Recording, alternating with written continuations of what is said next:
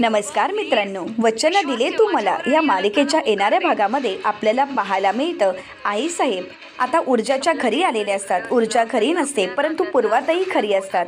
आईसाहेब म्हणू लागतात, पूर्वा विचार कर, अगं काही झालं तरी शौर्य आणि ऊर्जाचं लग्न होणं खूप गरजेचं आहे. कारण शौर्याचं ऊर्जावर जीवापाड प्रेम आहे. अगं तुझ्या ऊर्जाला शौर्य इतका चांगला मुलगा शोधूनही सापडणार नाही. त्यामुळे प्लीज पूर्वा विचार कर. आता पूर्वाताई विचार करू लागतात. तर दुसरीकडे पाहायला मिळतं शौर्य आपलं सत्य आता ऊर्जाला सांगत म्हणतो, ऊर्जा मी अर्पितासोबत लग्न करणार नाही, मला तुझ्यासोबत लग्न करायचं आहे. तर ऊर्जा म्हणू लागते, आपल्या सगळ्यातले सगळे प्रॉब्लेम मिटले आहेत असं म्हणत ती शौर्याचा हात हातात घेते. परंतु एक प्रॉब्लेम मात्र कायम तसाच आहे शौर्य. तर शौर्य म्हणतो, हाच ना की मी हर्षवर्धन जहागीरदार यांचा मुलगा आहे. तर आता ऊर्जालाही तेच खटकत असतं आणि म्हणूनच ऊर्जा लग्नासाठी नकार देत असते.